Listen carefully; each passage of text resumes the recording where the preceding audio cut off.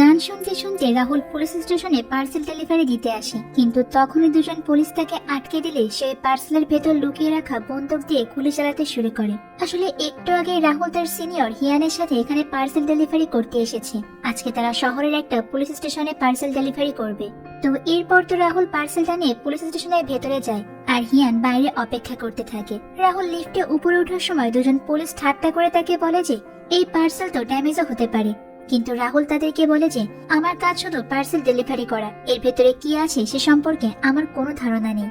তো এরপর রাহুল পার্সেল নিয়ে 4 তলায় চলে যায়, আর এখানেই মূলত এমন একজন সাক্ষীকে রাখা হয়েছিল যার সাক্ষীর জন্য অনেক বড় একজন গ্যাংস্টারের সাজা হবে। আর এই সাক্ষীকে পাহারা দেওয়ার জন্য এখানে পুলিশও রাখা আছে। কিন্তু হঠাৎ করে সেখানে রাহুলকে দেখে কয়েকজন পুলিশ তাকে আটকায় আর বলে যে এটা রেজিস্টার্ড এরিয়া, তুমি এখানে কেন এসেছো?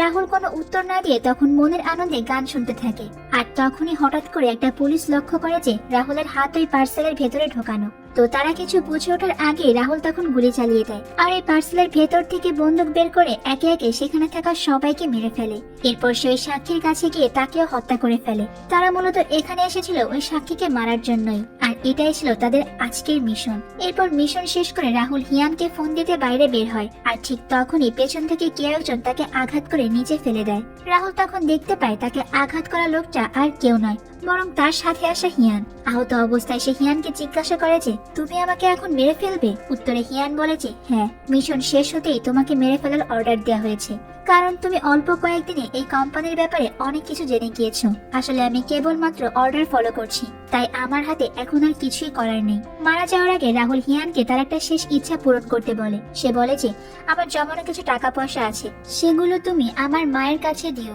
তো হিয়ান এবার তার কাজ শেষ করে বাইরে বেরিয়ে আসে। গাড়ি চালিয়ে কিছু দূর আসতেই কয়েকজন চোখের পলকে তার গাড়ির কালারটাই চেঞ্জ করে দেয়, মানে যাতে কেউ কোনো কিছু বুঝতেই না পারে। সেখান থেকে বেরিয়ে হিয়ান স্যুট বুট পরে অফিসের উদ্দেশ্যে রওনা দেয়। তাকে দেখে বোঝার কোনো উপায় নাই যে সে মানুষ খুন করা কোনো কোম্পানিতে চাকরি করে।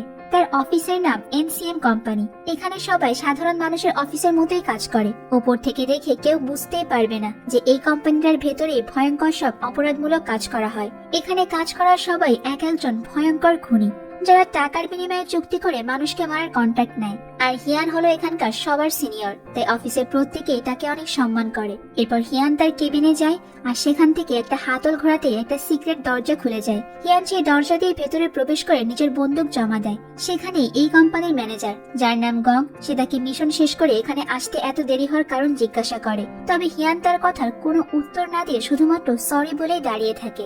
এবার গং জিজ্ঞাসা করে রাহুল কোথায়? হিয়ান উত্তর দেয় যে আমি তাকে মেরে মিশন কমপ্লিট করেছি। আসলে হিয়ান অফিসের সিনিয়র হলেও এই ম্যানেজার লোকটা তাকে একদমই সহ্য করতে পারে না। এরপর হিয়ান তার বন্ধু মুসার সঙ্গে দেখা করতে চায়, যে কিনা ওই কোম্পানিতেই একসময় কাজ করত। তবে এখন সে এসব কাজ থেকে অবসর নিয়েছে। আসলে মুসার কাছ থেকে হিয়ান এই খুন করার কাজ শিখেছে। হিয়ান তাকে বলে যে গতকাল একটা মিশন শেষে রাহুল নামের নতুন ছেলেটাকে মেরে ফেলেছি, কিন্তু মারা যাওয়ার আগে ছেলেটা তার পরিবারকে সাহায্য করার জন্য আমার কাছে রিকোয়েস্ট করেছে, তাই আমি ছেলেটার পরিবারকে সাহায্য করতে চাই। এখন তুমি কি বলো? মুসা কিছু সময় চুপ করে থেকে তাকে বলে যে আসলে কোম্পানি রুলস এর বাইরে গিয়ে এই কাজ করা তোমার উচিত হবে না। এদিকে পুলিশ স্টেশনে এত বড় একটা হত্যাকাণ্ড ঘটে যাওয়ায় তো পুলিশ সিসিটিভি ফুটেজ চেক করে তদন্ত করতে শুরু করে, আর এই তদন্তের দায়িত্ব পাওয়া এক গোয়েন্দা হিয়ানকে শনাক্ত করে ফেলে। এদিকে হিয়ান রাহুলের পরিবারের সঙ্গে দেখা করতে যায় এবং রাহুলের রেখে যাওয়া টাকাগুলো তাদেরকে দিয়ে দেয়, আর বলে যে কোম্পানির একটা বিশেষ কাজের জন্য আপনার ছেলেকে বিদেশে পাঠানো হয়েছে। আর তখন সে রাহুলের মাকে কোম্পানির একটা ভিজিটিং কার্ডও দিয়ে দেয়, যেটা একেবারেই কোম্পানির নিয়মের বাইরে। হিয়ান লক্ষ্য করে যে রাহুলের পরিবারের আর্থিক অবস্থা খুব একটা ভালো না। আসলে রাহুলের বাবা নেই, একমাত্র রাহুলের ইনকাম দিয়ে তার মা এবং বোনের ভরণ পোষণ চলে। ওর উপর আবার বাজে ছেলে মেয়েদের সাথে মিশে রাহুলের বোন বিপথে চলে গিয়েছে। কথা বলতে বলতে এক পর্যায়ে হিয়ান জানতে পারে যে রাহুলের মা অনেক আগে একজন ভালো গায়িকা ছিল। তারপর রাহুলের মা ক্যাসেটে একটা গান চালায় আর বলে যে এই গানটা আমি ছোটবেলায় গিয়েছিলাম। ঠিক সেই সময় হিয়ানের কাছে গানের গলাটা বেশ পরিচিত লাগে, আর সে তখন রাহুলের মাকে চিনতে পারে। ছোটবেলায় মিয়াং নামে যে মেয়েটার গান শুনে সে গানের প্রেমে পড়েছিল, আজ এত বছর পর সেই মেয়েটাকে সে সামনাসামনি দেখতে পেল। তো পরের দিন ওই কোম্পানির বস চো হিয়ানকে ডেকে পাঠায় আর একটা ফাইল দিয়ে বলে কোম্পানির ডিরেক্টর জিং বেশ কিছুদিন ধরে কাজে আসছে না, কারণ তার ওয়াইফ আর ছেলে একটা অ্যাক্সিডেন্টে মারা গিয়েছে, তাই সে আর এই কাজটা করতে চায় না। তবে আমাদের কোম্পানির নিয়ম অনুযায়ী রিটায়ারমেন্টের আগে কেউ এই কাজ ছাড়তে পারবে না, আর যেভাবেই হোক তুমি তাকে আবারও কোম্পানিতে ফিরিয়ে আনার ব্যবস্থা করো। এসব শুনে হিয়ানের অনেক খারাপ লাগে, কারণ জিং চাই ওর অনেক ভালো একজন বন্ধু ছিল। এরপরে হিয়াং জিংকে ফলো করতে শুরু করে আর একটা গোলের ভেতর ঢুকতে জিং চাই পেছন থেকে তার মাথায় পিস্তল ঠেকায়। মানে জিং বুঝে গিয়েছিল যে কেউ তার পিছু নিয়েছে। সে ভেবেছে হয়তো হিয়ান এখানে তাকে মারতে এসেছে, কারণ রিটায়ারমেন্টের আগে কেউ কোম্পানি ছেড়ে দিলে তাকে মেরে ফেলাই কোম্পানির নিয়ম। তখন হিয়ান তাকে বলে, আমি তোমাকে মারতে আসিনি, বরং কোম্পানি চাই তুমি আবারও কাজে জয়েন করো। কিন্তু জিংটাই তার কথা বিশ্বাস করে না আর পিস্তল দিয়ে সে হিয়ানের মাথায় আঘাত করে তাকে সেখান থেকে পালিয়ে যায়। পরের দিন হিয়ান একটা জায়গায় যায় এবং সেখানে তার সঙ্গে রাহুলকে দেখা যায়। অর্থাৎ ওই দিন সে রাহুলকে মারেনি, বরং তাকে একটা দোকানের ভিতর লুকিয়ে রেখেছে। কিন্তু রাহুল তাকে জিজ্ঞাসা করে যে তুমি সেদিন আমাকে মেরে না ফেলে এখানে লুকিয়ে রেখেছিলে কেন? তখন হিয়ান বলে যে আমাদের কোম্পানির নিয়মে কাজ শেষে অস্থায়ী কর্মচারীদেরকে মেরে ফেলা হয়, কিন্তু তোমার পরিবারের কথা শুনে আমি তোমাকে মারতে পারিনি, তাই এতদিন তোমাকে লুকিয়ে রেখেছিলাম। যদি কেউ জানতে পারে তুমি এখনো বেঁচে আছো তাহলে হয়তো আমাদের দুইজনকেই মেরে ফেলবে। এরপর রাহুল এবং তার পরিবারকে সাথে নিয়ে হিয়ান সেদিন রাতে বাইরে ডিনার করতে যায় আর সবাই অনেক ভালো একটা সময় কাটায়। কিন্তু রাহুলের পরিবার তো জানে না যে সে এতদিন কোথায় ছিল। এদিকে হিয়ান তো ছোটবেলার ক্রাশ মিয়ং এর সাথে আলাদা সময় কাটায়। মিয়ংয়েরও হিয়ানকে বেশ ভালোই লাগছে। তাদের কথাবার্তার এক পর্যায়ে হঠাৎ করে হিয়ানের কাছে অফিস থেকে কল আসে আর তাকে বলে যে জিং আমাদের কথা অমান্য করেছে, তাই তাকে মেরে ফেলার অর্ডার এসেছে। যেহেতু জিং হিয়ানের ভালো বন্ধু, তবুও তাকে বাধ্য হয়ে এই অর্ডারটাই ফলো করতে হয়। তাই হিয়ান তখনই জিংচাইয়ের বাসায় চলে যায়। জিংচাই তাকে দেখে বুঝে যায় তাকে উপরে পাঠানোর আদেশ দেওয়া হয়েছে, তাই সে নিজেকে বাঁচানোর সবটুকু চেষ্টা করে। কিন্তু এক পর্যায়ে হিয়ান তাকে কাবু করে ফেলে। মাথায় বন্দুক ছেঁকে হিয়ান তাকে বলে যে তুমি চাইলে এখান থেকে পালাতে পারতে। জবাবে জিংচাই বলে এমনিতেই আমার বেঁচে থাকার আর কিছুই অবশিষ্ট নেই, তার চেয়ে তুমি আমাকে মেরেই ফেলো। হিয়ান তখন গুলি চালায় এবং তার মিশন শেষ করে সেখান থেকে চলে আসে। পরের দিন কোম্পানির সবাই মিলে এক জায়গায় বসে পার্টি করে। আসলে এটা ছিল হিয়ানের প্রমোশনের পার্টি। এতগুলো সফল মিশন শেষ করার কারণে তাকে এখন কোম্পানি ডিরেক্টর বানিয়ে দেওয়া হয়েছে।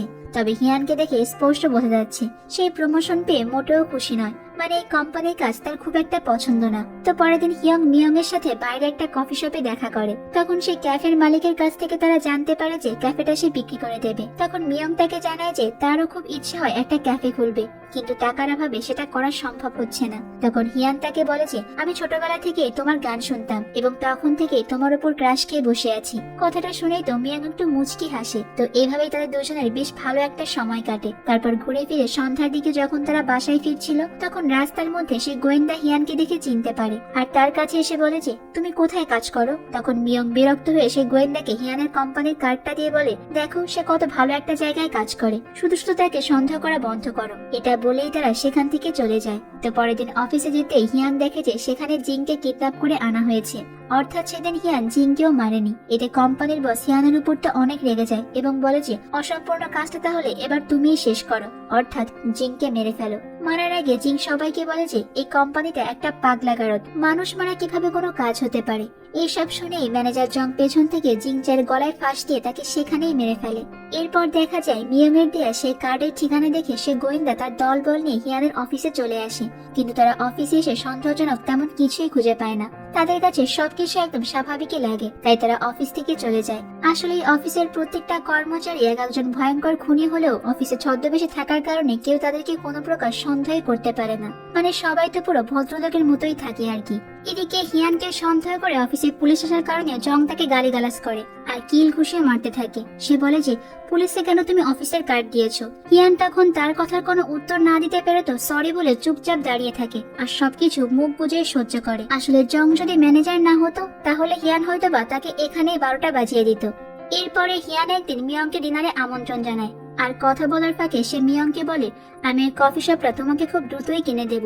সে আরো বলে যে ছোটবেলা থেকেই তোমার গান শুনে তোমার প্রেমে পড়েছি, তাই জীবনের বাকি সময়টা তোমার সাথেই কাটাতে চাই। হিয়ানের মুখে এই কথা শুনে তো মিয়ং অনেক খুশি হয়, কারণ এই কয়দিনে সেও হিয়ানকে ভালোবেসে ফেলেছে।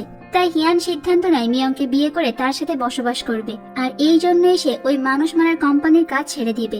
এরপর একদিন তারা মিয়ং এর জন্য সে ক্যাফে কিনতে যায়, আর সেই সময় কেউ একজন তাদের ছবি তুলে বসকে পাঠিয়ে দেয়। রাহুলের মায়ের সাথে হিয়ানকে দেখে তো কোম্পানির বস রেগে যায়, তাছাড়া হিয়ান যে রাহুলকে হত্যা করেনি এই বিষয়টাও বস জেনে যায়। বস তো হিয়ানের এই কাজ কোনোভাবে মেনে নিতে পারে না, আর তখনই সে হিয়ানকে হত্যা করতে দলের অন্য লোকদেরকে নির্দেশ দেয়। তো এরপরটি অফিসের দুজন কর্মচারী হিয়ানকে অন্য একটা মিশনের কথা বলে কোথাও নিয়ে যেতে লাগে। তবে তাদের হাব ভাব থেকে হিয়ান বুঝে যায় যে এই মিশনের আসল টার্গেট সে নিজেই। আর ঠিক তখনই সামনে বসে থাকা ছেলেটা তার উপর হামলা করে। প্রথমে তো হিয়ান তাদেরকে মারতে চায় না এবং বলে যে তোমরা এখান থেকে চলে যাও, কিন্তু তারা হিয়ানের কথা শোনে না। তাই বাধ্য হয়ে হিয়ান ছেলেটাকে মেরে ফেলে। এখন শুধুমাত্র তাদের সঙ্গে থাকা মেয়েটাই বেঁচে আছে। মেয়েটা তাকে বলে যে তোমার ব্যাপারে কোম্পানির সব তথ্য জেনে গিয়েছি।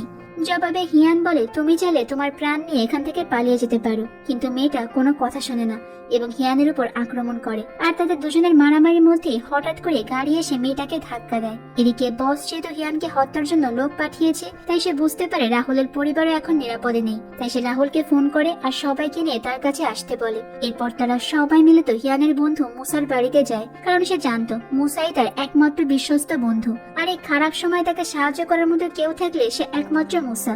মুসা হিয়ানকে বলে যে তুমি তো জানো আমাদের কোম্পানি কতটা নিষ্ঠুর, তাই কোম্পানির রুলস এর বাইরে গিয়ে কোনো কাজ করা তোমার উচিত হয়নি, আর এতে করে তো তোমার নিজের জীবনের ঝুঁকিও বেড়ে গেল। তারপর হিয়ান রাহুলের পরিবারকে তার আসল পরিচয় জানায়। সে কোথায় চাকরি করে, কি কাজ করে, এই সবকিছু খুলে বলে। আর এটাও বলে যে রাহুল কোথায় কাজ করত আর এতদিনই বা সে কোথায় ছিল। এসব কথা জানতে পেরে তো মিয়ং খুবই কষ্ট পায় আর হিয়ানের উপরও ভীষণ রেগে যায়। তো পরের দিন হিয়ান তার বাসায় যায়, কারণ বাসার বেসমেন্টে সে তার সকল টাকা পয়সা লুকিয়ে রেখেছিল। সেখানে সে কোম্পানির অনেক মানুষকে দেখে যারা তাকে মারতে এসেছিল। হিয়ান তাদের চোখ ফাঁকি দিয়ে তার সব টাকা পয়সা নিয়ে আবারও মুসার বাড়িতে ফিরে আসে। আর আসার পথে সে তার বসকে ফোন করে জানায় যে সে আর কোম্পানিতে কাজ করবে না। এরপর মুসার বাড়িতে এসে সে কোম্পানির লোকেদেরকে দেখতে পায় আর ভাবতে থাকে যে ওই কোম্পানির লোকেরা আবার রাহুলের পরিবারের কোনো ক্ষতি করবে না তো।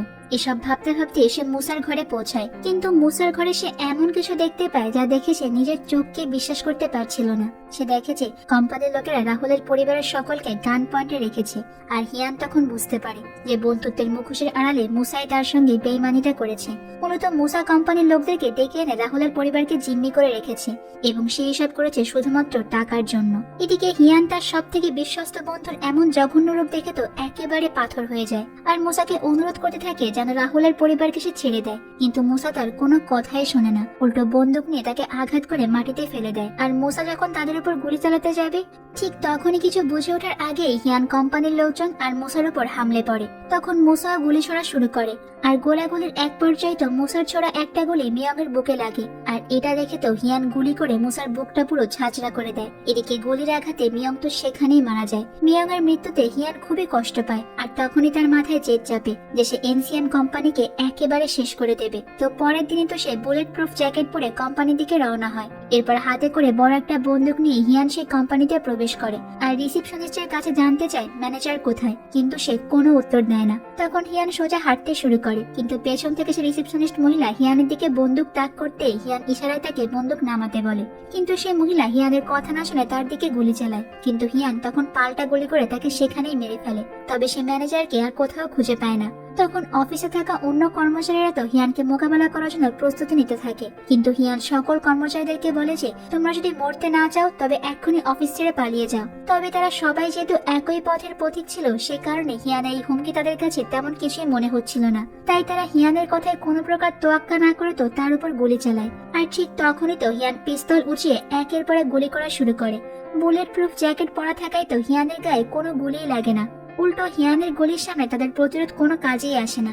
আর এর মধ্যে হিয়ান সেই গোয়েন্দাকে ফোন করে কোম্পানিতে আসতে বলে। এরপর সে গোপন স্থানে পৌঁছায় যেখানে তার বস থাকে। সেখানে গিয়ে হিয়ান দেখতে পায় বন্দুকের গুলি পাল্টানোর কাজ করা মহিলাটি সেখানে বসা। আর হিয়ান তাকে দেখতে পেয়ে বলে যে তুমি এখান থেকে চলে যাও, কিন্তু ওই মহিলা হিয়ানের কোনো কথা না শুনে তার উপর গুলি চালায়। তখন হিয়ানও তো পাল্টা গুলি চালিয়ে ওই মহিলার পুরো ভবলীলা সাঙ্গ করে দেয়। এরই মধ্যে আবার তাদের বস নিরাপত্তায় নিয়োজিত একজন মার্শাল আর্ট মাস্টার হিয়ানের সাথে মারামারি করতে শুরু করে। আর তারা দুইজনে তখন সমান তালে মারামারি করতে থাকে, কেউ যেন কারো থেকে কম নয়। ঠিক তখন হিয়ান একটা বন্দুক দেখতে পেয়ে তো ড্রাইভ মেরে এই বন্দুকটা নিয়ে নেয় আর গুলি করে তো মাস্টারের মাস্টারই একদম খতম করে দেয়। এরপর সে বসের রুমে আসে আর দেখতে পায় যে বসের সাথে একজন বডিগার্ড রয়েছে। বস তাকে বলে যে তোমাকে আমি এত কিছু দিয়েছি আর সেই তুমি কিনা আমাকে মারার জন্য এখানে এসেছো। হিয়ান তখন বসকে বলে তুমি নিজের প্রয়োজনে এতদিন আমাকে ব্যবহার করেছিলে আর প্রয়োজন শেষে আমাকে মেরে ফেলতেও তুমি লোক পাঠিয়েছিলে, তোমার কোনো ক্ষমা নেই। এই কথা বলার সঙ্গে সঙ্গে বসের সাথে থাকা লোকটা হিয়ানকে গুলি করে, কিন্তু বুলেট প্রুফ জ্যাকেট পরে থাকার কারণে তো হিয়ানের কিছুই হয় না, আর সেই লোকটাকে ওখানে হিয়ান গুলি করে মেরে ফেলে। এইবার যখন বস হিয়ানের দিকে বন্দুক উঁচিয়ে গুলি করতে যাবে, ঠিক তখনই পেছন থেকে কে যেন বসকে গুলি করে দেয়। হিয়ান দেখতে পায় যে তার সামনে পিস্তল হাতে দাঁড়িয়ে আছে রাহুল, আর রাহুলই তার বসকে গুলি করে দেয়। আর হিয়ান তখন রাহুলকে বলে যে তুমি পেছনের রাস্তা দিয়ে এখান থেকে চলে যাও। ঠিক এই সময় ম্যানেজার জং সেখানে এসে হিয়ানকে আক্রমণ করে আর তাকে গান পয়েন্টে রেখে বলে যে আমার হাত থেকে তোকে কেউ বাঁচাতে পারবে না। কিন্তু হিয়ান তো সুযোগ বুঝে জংয়ের গলায় একটা রশি দিয়ে ফাঁস লাগিয়ে তাকে বিল্ডিং থেকে নিচে ফেলে দেয়। এরপর হিয়ান রাহুলকে বলে যে তুমি দ্রুত এখান থেকে চলে যাও, কারণ তুমি এখন অনেক ছোট আর তোমার ভবিষ্যৎ জীবন পুরো পড়ে রয়েছে। কাজের বাহানা নিজের জীবনটাকে প্লিজ নষ্ট করে দিও না। সেই মানুষটাকে সময় দিও যাকে তুমি অনেক ভালোবাসো। অলরেডি দেখা যায় যে বিল্ডিং এর নিচে তখন অনেক মানুষ জড়ো হয়ে গিয়েছে, আর সেখানে পুলিশও চলে এসেছে। আর হিয়ান তখন নিচে নেমে সেই পুলিশের কাছে আত্মসমর্পণ করে। এই সুযোগে রাহুল সবার চোখ ফাঁকি দিয়ে তো সেখান থেকে বেরিয়ে যায়। আর গল্পের একেবারে শেষে গিয়ে তো ওই দৃশ্যটা দেখানো হয় যখন হিয়ান প্রথমবার এই কোম্পানিতে ইন্টারভিউ দিতে এসেছিল। ওই দিন সে অনেক নার্ভাস ছিল, আর সিভিতে তার মুখ গোমরা করা ছবি দেখে সে তখনই পাশের একটা স্টুডিওতে যায় এবং সিভিতে লাগানোর জন্য হাসিতে একটা ছবিও তোলে। আর এই দৃশ্যের সঙ্গে আমাদের গল্পটা এখানেই শেষ হয়ে যায়। আসলে গল্পের কাহিনী থেকে আমার কাছে সব থেকে বেশি ভালো লেগেছে মারামারি আর অ্যাকশন। কোরিয়ান অ্যাকশন সিনেমাগুলো সব সময় একটু ভিন্ন লেভেলেরই হয়। তোমাদের কার কাছে গল্পটা কেমন লেগেছে সেটা কিন্তু কমেন্ট করে অবশ্যই জানিও। তো আজ এই পর্যন্তই থাক, দেখা হবে অন্য কোনো সুন্দর মুভির গল্প নিয়ে ভিন্ন কোনো সময়। ততক্ষণ পর্যন্ত তোমরা সবাই অনেক বেশি ভালো থাকবে এবং নিরাপদে থাকবে।